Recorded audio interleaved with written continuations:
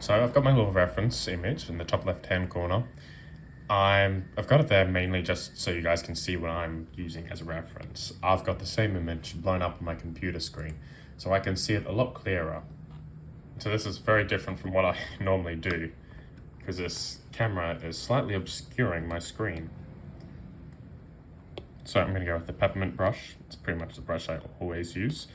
I'm going to change the background color to just give it a little bit of that, and just a little bit of sort of yellowish hue to it, and just make it a little bit gray so it's just not that pure white color. I'm going to begin by just blocking the form and then defining the forms with shadows. So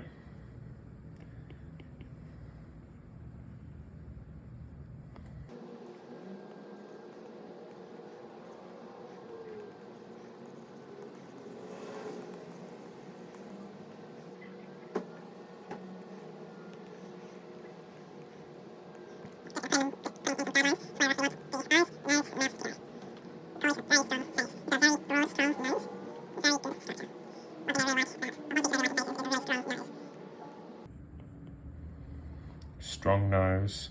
He's got a very furrowed brow. He looks like he's been spending many years worrying about his son, his wife, worrying about the fact that his daughter is married to Prince Daemon Targaryen. I mean, that'd be a pretty concerning thing.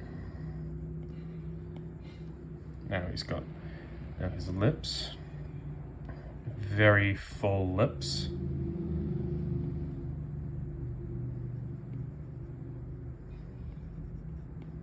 Don't want to skimp on those lips.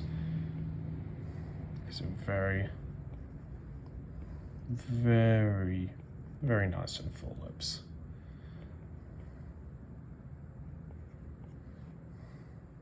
Now that I look at this, I think his eyebrows actually need to be a little higher.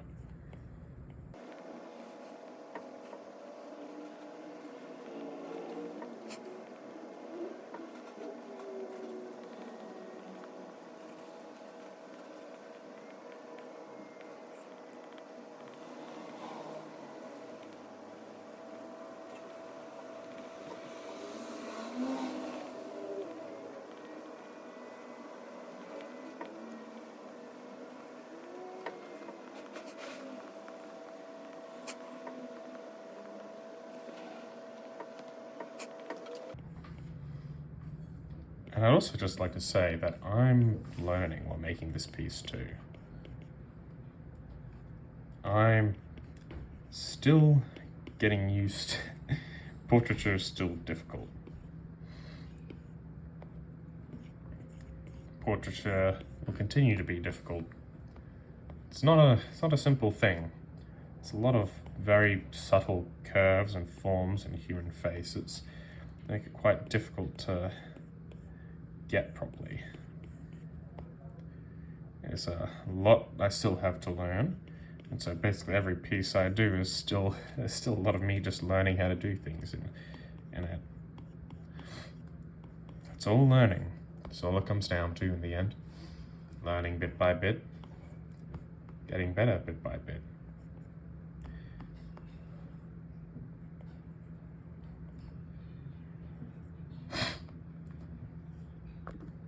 Alright, now that we've got the basic line work in, I'm going to come back and I'm going to start defining the shadow shapes.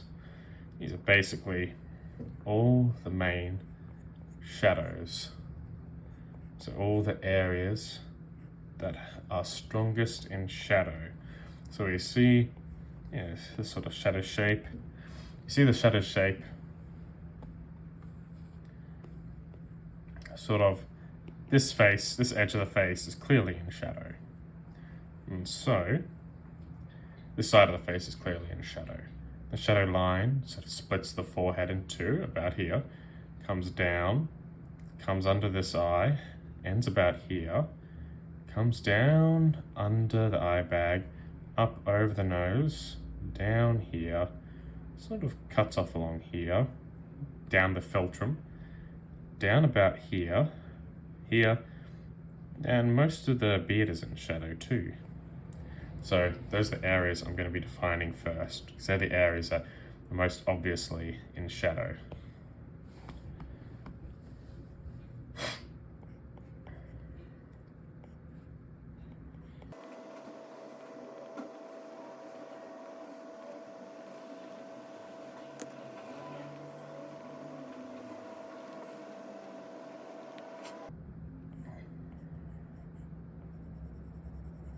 Then once we've defined the shape, we're just going to fill them in.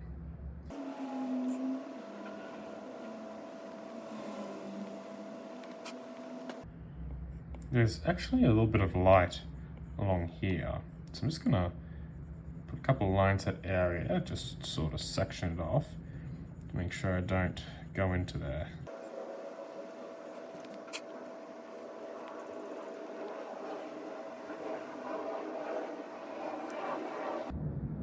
Coming back under here, making this area a bit darker. Same under here. Now we're going to make sure we get in under the eyelid, because there most certainly is a shadow shape under here. Under here, we're going to strengthen. So, I come back up here, redefine this area a little bit. We've got quite a strong line coming down here. Oh.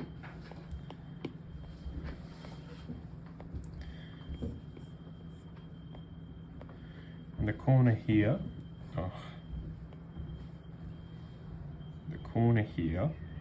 this little wedge.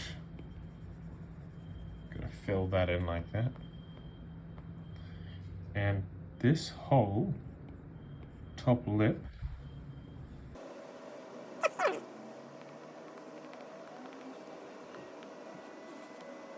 in this corner here, there most certainly is a dark shape too. Dark shadow shape.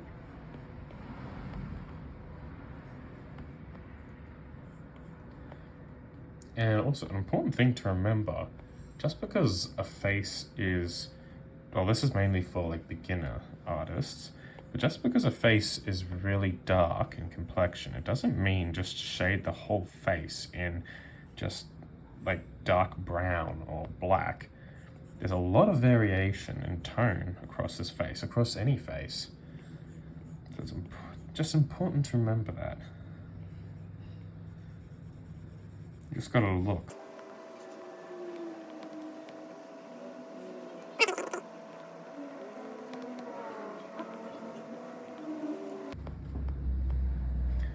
And the eyebrows.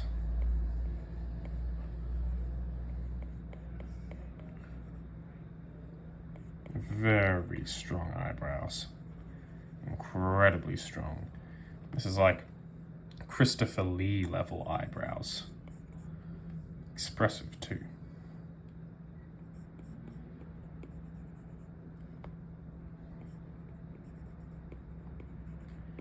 Very big, strong nose. This side of the beard is going to be in shadow.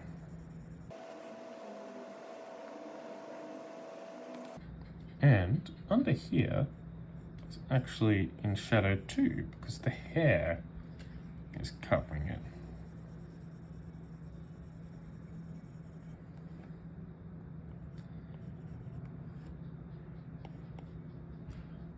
Now, along the hairline, there's actually a decent amount of shadow too, because his hair is actually quite tall. He's got these beautiful flowing dreadlocks, and they've got quite a bit of volume to them. So along this line, there's quite a bit of a strong edge, quite a strong shadow edge along here. It sort of becomes a lot more fine along the top spot right here, but where the dreadlocks become more pronounced, where they become more round, there's a steeper sort of edge. In here, I'm going to treat in here like it's in shadow.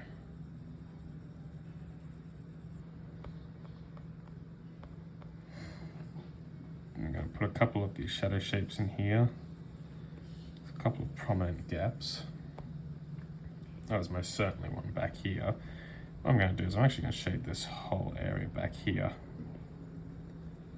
Back here is just going to be all shaded because it is a lot more shaded than the rest of the piece. And up here, we've got this little piece. And there's a shadow shape sort of like that.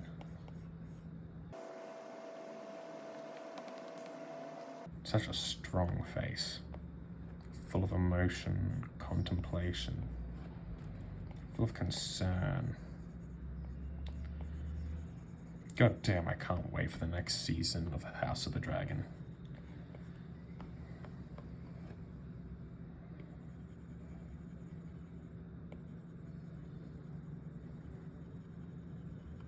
And no, I'm not going to spoil anything, because I hate spoilers. I remember when I was a teenager, in grade 11 or 12, one of my mates showed me a single frame from season 7 of Game of Thrones, from the episode I hadn't seen yet, but everyone else had. And as soon as I saw it, I just punched him straight in the guts. Now, I don't condone violence, but in that situation, 17-year-old me was very, very upset. And actually, no, that shit deserved it. I take back everything I said.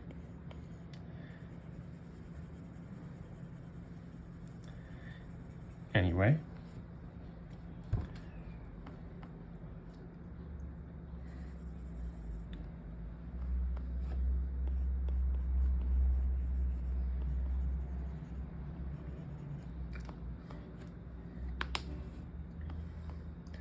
Now, that part is done. All the sketching is done. Actually, no, not quite yet.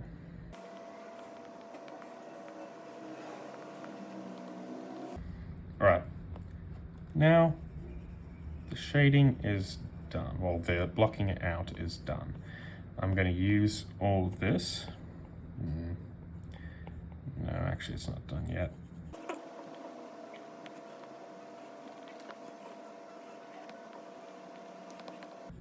Alright, now this stage is done. I can see where my lights are going to be, my darks are going to be. I've got an outline for everything. And now from this point onwards, I'm going to start working with my digital oil paints. So, I'm going to go and I'm going to do some stuff. I'll be right back. And when I am, we'll start on the next stage. Hello everyone and welcome back. Well, not really back for you. But it's been about 24 hours for me since I had my last installment of drawing. Right now, I'm going to begin on the rendering portion of this drawing. I've already turned the opacity right down for this, for the under sketch, because we don't want it really showing through all that much. Now, I'm going to begin in the way that it's really supposed to begin with any sort of oil painting piece. I'm going to basically just establish a sort of washed out background. I'm going to establish a sort of rough. This way I'm just sort of giving myself a little bit of, take away some of that harder contrast from that more white. Now, I'm going to sort of grab this quite a dark, reddy brown. Actually, no, I'm not going to go that dark first. I'm going to start with a mid-tone, a really washed out mid-tone.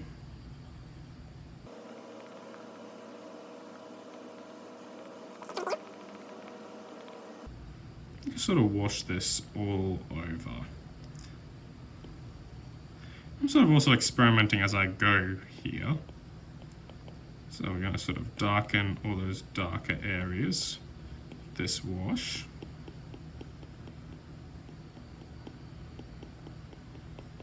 We'll sort of establish those mid-tone areas.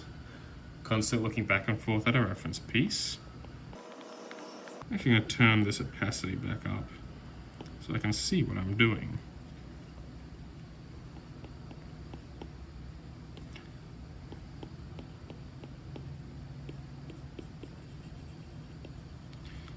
we're gonna put this wash over the shoulders.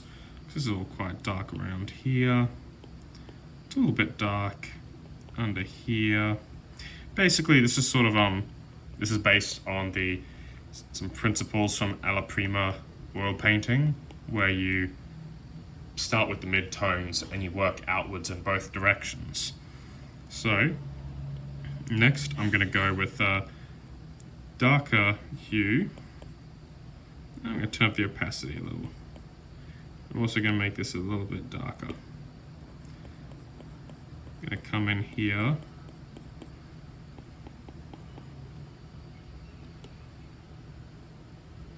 That is not what I was meant to be doing.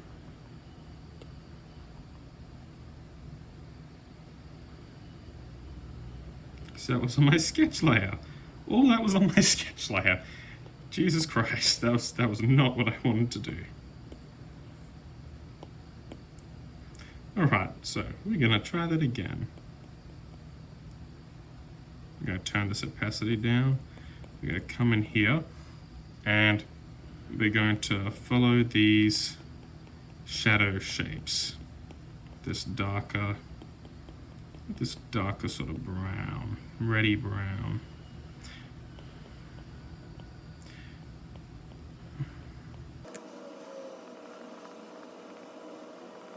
Remember the shadows on the hair are just going to sort of blend in with the shadows on the face too. Remember, we're not seeing with hard lines. We're trying to look at this piece as splotches of different values. Something that Diego Velázquez tried to teach his students was that everything exists in values. If you break everything down into a flat 2D surface and you just look at values, you can basically create anything or something like that. I'm not entirely certain. I'm no expert. Come under here. I'm gonna come back here and sort of give this whole face a bit of a wash. This mid-tone.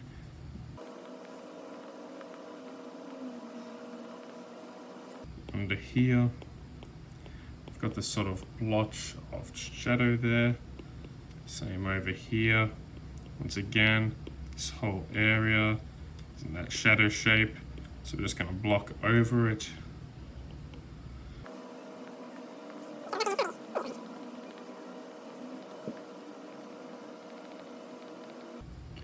Just going to sort of rough in these shadow shape forming under eyelid and rough in those pupils.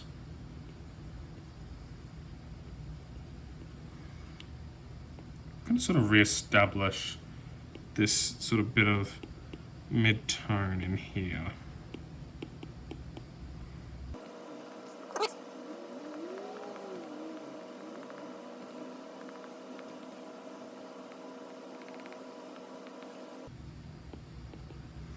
Now, we're going to go with an even darker color now. Take that brown even darker. Come in and we're going to start really darkening this edge here. This shadow shape here is very strong, very dark.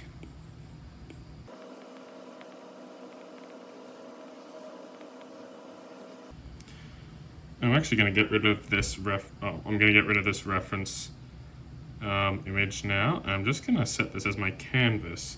So while I'm zoomed in a little bit more, I'll be able to still see it from a distance. It's important to be able to see your whole portrait on the canvas while you work. It really helps with keeping scale in mind, keeping sort of everything looking right.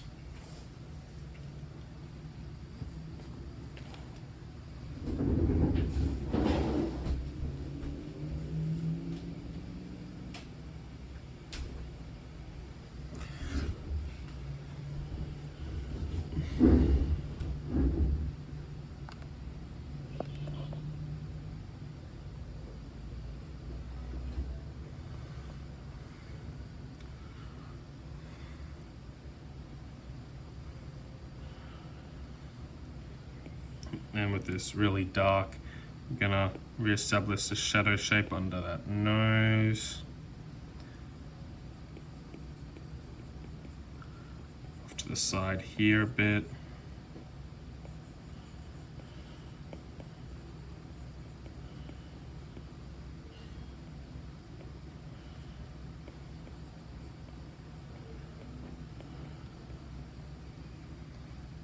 The nose into here, bit of a wedge like that. Subtle shape, but it's definitely there. There's a tiny little bit of the nostril there. A bit of the dark there.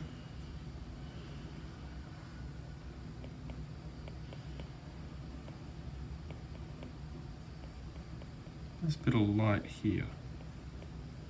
There's a little thin triangle of light there. There's also another triangle, more like a sort of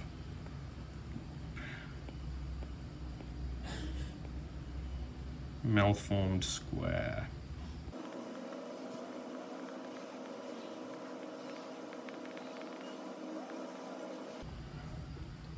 Under the beard here, even though it's white, it still is in shadow.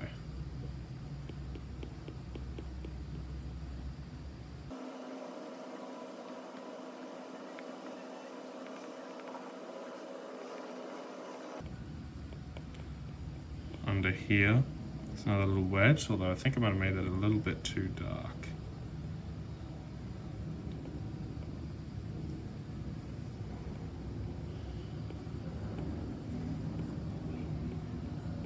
Look, I'm not gonna lie, this is turning out to be one of my favorite portraits I've done. Maybe one of the best I've done. This is like, I'm actually kind of shocked.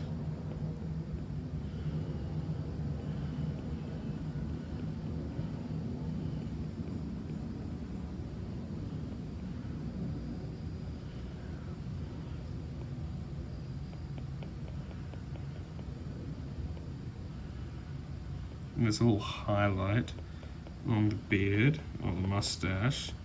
So it comes down here and forms into the beard, receiving some light along here.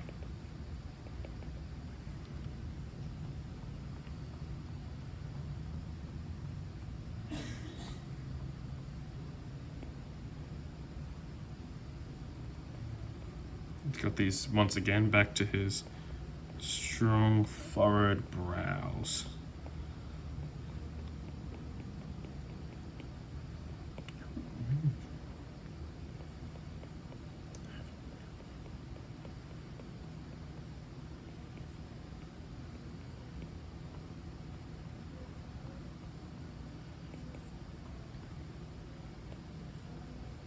Now I'm just realizing that I haven't really given him enough forehead space. So I'm going to extend this up a bit more. Just a little sort of highlight about here.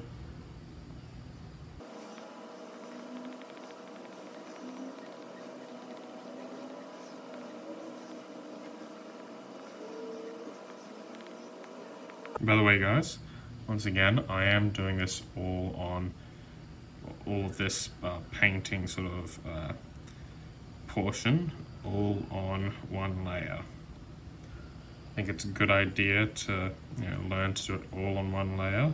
It teaches you to make really intentional strokes. Makes you be really intentional with everything you do.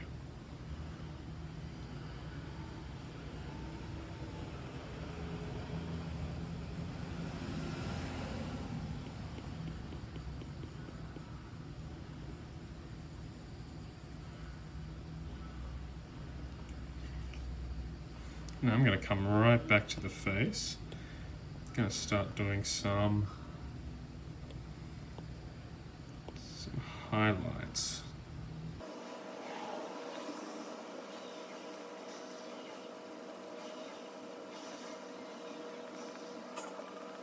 And even though these just sort of look like, not like misshapen blobs up close, it all merges and works out when you look at it from afar.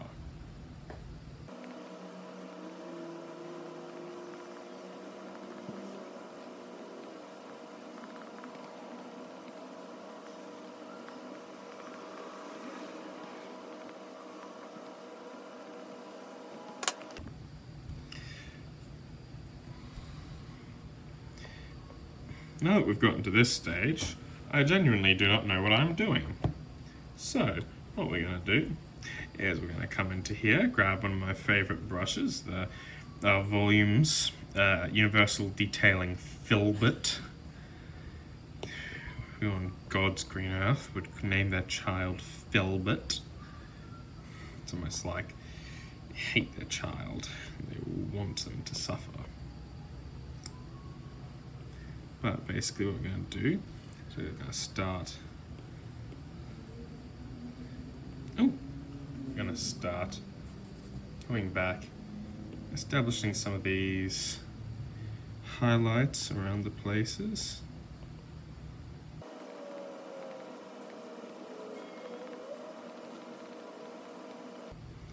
We're actually going to come into this eye here, and we're going to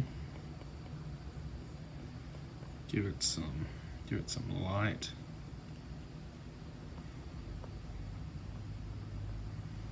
Same with this eye over here. I'm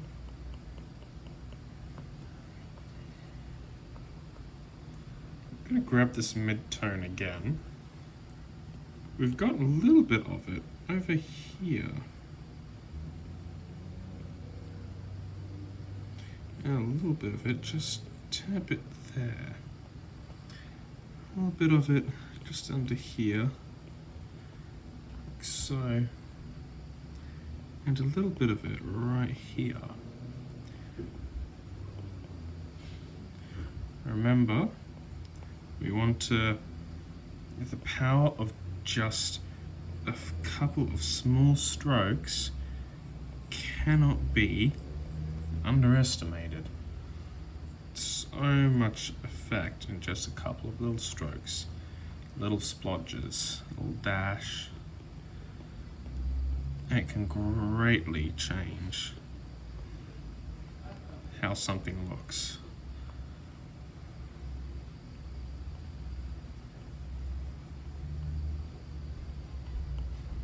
A little bit of this. Oh shit! Alrighty. Now we're just going to come back here. Just gonna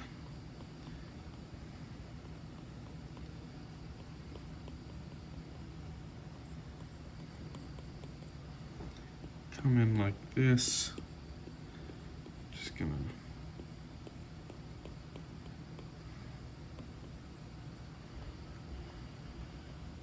down here.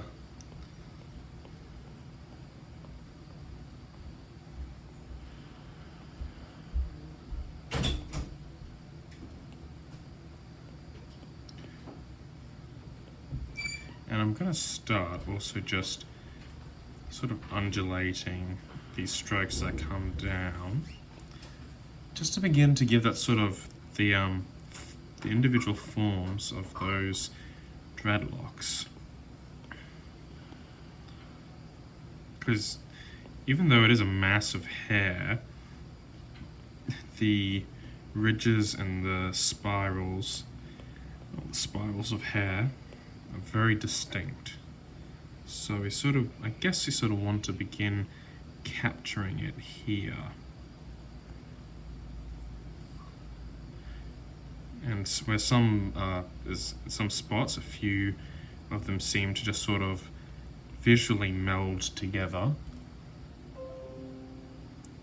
some spots they seem quite a bit more distinct. I have to make sure not to go overboard with the amount of this yellow I use, otherwise we start to lose some of that beautiful contrast.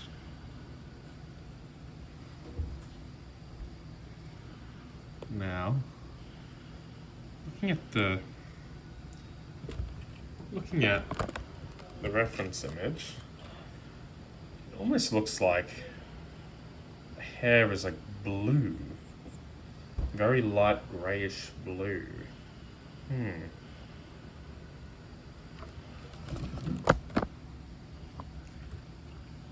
I guess I'm gonna try and mimic that.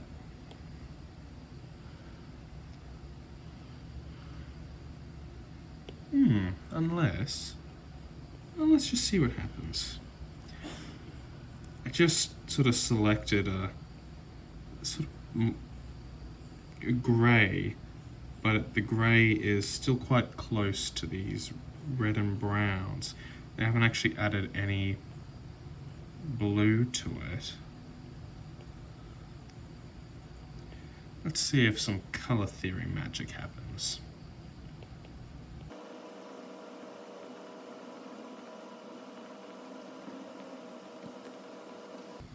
You know what? I have a real problem with not knowing when to finish a piece and just thinking to myself, oh, a few more details here, just a couple more strokes here. And those couple more strokes, for me, tend to end up taking several hours more. End up fussing and umming and ahhing and doing and redoing parts of the portrait that really don't matter. Like, I sometimes spend hours on details that no one will ever notice, and that when I look at a piece, I hardly notice them.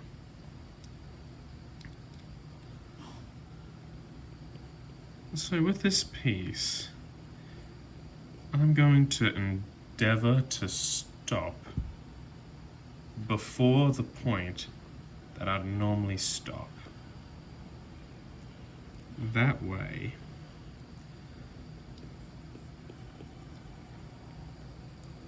I can actually finish this piece instead of spending an absurd amount of time on it. Because in the end, this is just another practice piece. I guess all pieces are practice pieces. But